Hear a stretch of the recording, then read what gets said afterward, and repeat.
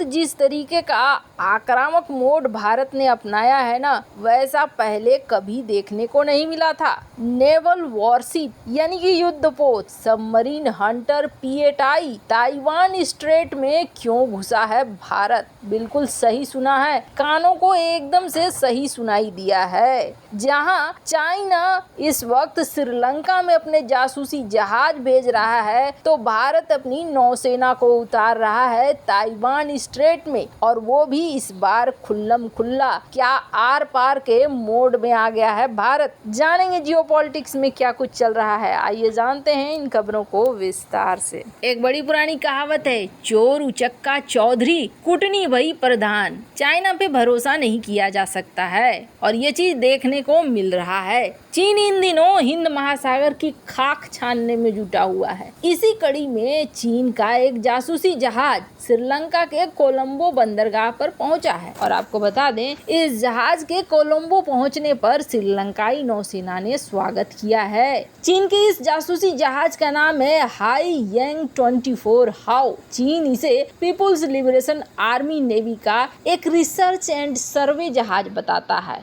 इसका इस्तेमाल समुद्र के नीचे 3D नक्शा बनाने और पानी के तापमान से लेकर हर एक बारीकी को समझने के लिए किया जाता है, ऐसा कहा जाता है। वैसे आपको बता दें, कहते हैं कि ये जो सर्वे शिप है, इसका डेटा का इस्तेमाल चीनी नौसैनिक पनडुब्बियां करती हैं। श्रीलंकाई नौसेना ने एक बयान जारी किया और बोला कि हाँ जी, 10 अगस्त ये हमारे बंदरगाह पर पहुंचा है, कोलंबो पे पहुंचा हुआ है और हमने इसका स्वागत किया है। 12 अगस्त को ये श्रीलंका से निकलेगा। अब ये तो दिख ही रहा है कि हिंद महासागर में अपनी नाक घुसेड़ रहा है चाइना, और घुसेड़ने की वजह यह है कि हिंद महासागर दुनिया के कुल समुद्री व्यापार का 50% हिस्सेदारी रखता है। मतलब कि यहाँ से बड़े बड़े एनर्जी के निर्यात, बड़ी बड़ी जहाजें ये गुजरती हैं करीब 50%। इसके अलावा इस क्षेत्र में अमेरिका, ब्रिटेन, फ्रांस, भारत के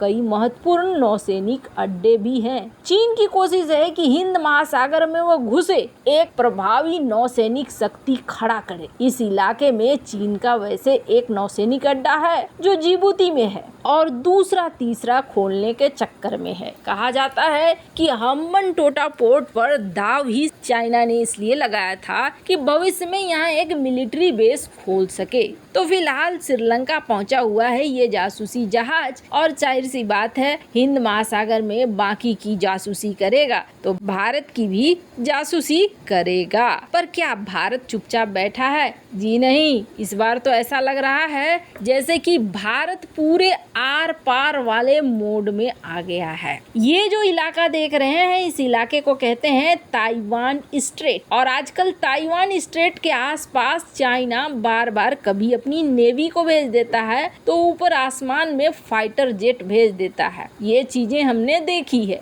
ताइवान स्ट्रेट बहुत महत्वपूर्ण है, और ताइवान स्ट्रेट इसलिए महत्वपूर्ण है क्योंकि ये जो इलाका है ना, इस इलाके से कम व्यापार का वो हिस्सा चलता है जो हिस्सा बहुत बड़ी भागीदारी रखता है। ये इलाका वो इलाका है जहाँ से सेमीकंडक्टर एक जगह से दूसरे जगह पहुँचते हैं, और अगर चाइना इस इलाके पर कब्जा कर लेता है तो समझ लीजिए कि पूरी दुनिया इससे प्रभावित होगी। ये कहीं भी छिपा हुआ नहीं है। भारत के जो एडमिरल थे करमबीर सिंह, उन्होंने एक बात कही। उन्होंने कहा कि चीन हमेशा अपने शक्ति के शिखर पर होने पर बल का प्रदर्शन करता है। उसे लगता है कि वो दुनिया का सबसे ताकतवर है। साल 1993 में जब चीन की जीडीपी 500 अरब डॉलर के आसपास थी ना, तो उस वक्त चीन भावनात्मक तौर पर आग्रह करता था। कहने का मतलब है कि झुककर बड़े प्रेम से मेल मिलाप भरी बातें करता था, प्यार भरी बातें कहता था। लेकिन जब चीन की जीडीपी 17.5 ट्रिलियन डॉलर से ज्यादा हो गई ना, तो अब वो अपने ताकत का प्रदर्शन कर रहा है। आपने बता दें, चीन ने हाल ही में कहा है कि ताइवान पर अगर बाहरी शक्तियों का हस्तक्षेप हुआ, बल प्रयोग हुआ, तो याद रखना हम जवाब देने के लिए तैयार रहे हैं। चीन और अमेरिका के बीच जो शक्ति है, उनके बीच का अंतर बहुत तेजी से कम हो रहा है। आपको बता दें, एडमिरल सिंह ने इस बात को कहा कि चीन ताइवान के खिलाफ तभी कार्रवाई करेगा जब उसे लगेगा कि शक्ति संतुलन चीन के पक्ष में है। भारत के लिए चूंकि चीन बार बार हिंद महासागर में घुस रहा है, तो अब भारत के लिए भी मौका था कि भारत ताइवान स्ट्रेट में घुसकर चीन को साफ संदेश दे, और इस बार भारत ने साफ संदेश दे दिया है। भारत के पास वही अधिकार है। अब भारत चीन को उसी की भाषा में जवाब देने के लिए तैयार दिख रहा है। दरअसल भारत ने चीन के खिलाफ अपनी आक्रामकता के एक्सलेटर पर पैर रख दिया है। अब भारत ने चीन को उसी की भाषा में जवाब देना शुरू कर दिया है। भारत ने एक साथ दक्षिण एशिया, दक्षिण चीन सागर, पूर्वी चीन सागर और चीन की नाक का सवाल रहे ताइवान स्ट्रेट में अपने फ्रंट खोल दिए हैं। ताइवान जहां की एक भी हरकत चीन को आग बबूला कर देती है, वहां पर भारत ने अपने नौसैनिक युद्धपोतों के साथ साथ Hunter P-8I anti submarine warfare aircraft को भी भेज दिया है, जिसके बाद माना जा रहा है कि जल्द ही चीन की तरफ से हमें काफी सख्त प्रतिक्रिया देखने को मिलेगी। इसके अलावे भारत ने अपने 3 पूर्व सशस्त्र बलों के प्रमुखों को ताइवान भेजा है। ताइवान को लेकर नई दिल्ली के रुख में काफी कुछ बदलाव आ गया है। पूरी दुनिया में साफ संदेश जा रहा है कि अब भारत चीन के साथ दो हाथ करने के मूड में आ चुका है, और पहले जो चीन भारत को ताइवान में उलझा कर रखना चाहता था,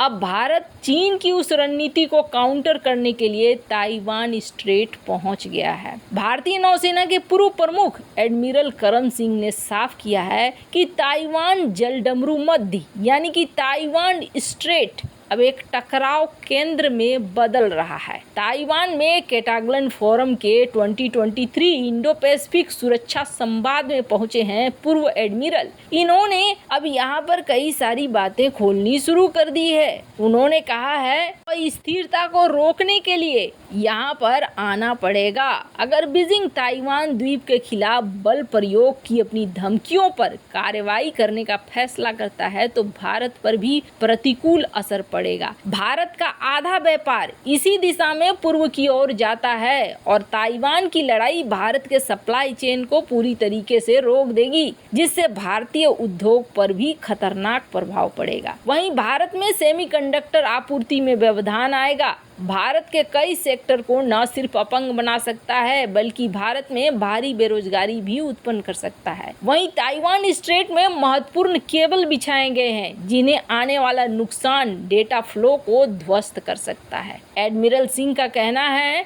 कि 2 वर्षों की जो जियोपॉलिटिकल घटनाएं हैं, खास तौर पर रूस यूक्रेन युद्ध ने दुनिया को 2 भागों में विभाजित करने का खतरा पैदा कर दिया है। चीन, रूस, ईरान और उत्तर कोरिया का गठबंधन तो पश्चिम अमेरिका की नीतियों के विरोध के आधार पर बनता हुआ दिख रहा है। वैसे आपको बता दें, क्वाड भी यहाँ उतरा हुआ है, और क्वाड भी मालाबार युद्धाभ्यास कर रहा है, बहुत सारी चीजें कर रहा है, पर भारत का ये रूप पहली बार चाइना को देखने को मिला है। वैसे आपको क्या लग रहा है, भारत जो रूप अपना रहा है वो सही है या नहीं? कमेंट कर अपनी राय जरूर बताएं। जल्द मिलते हैं अगले वीडियो में नई खबर के साथ।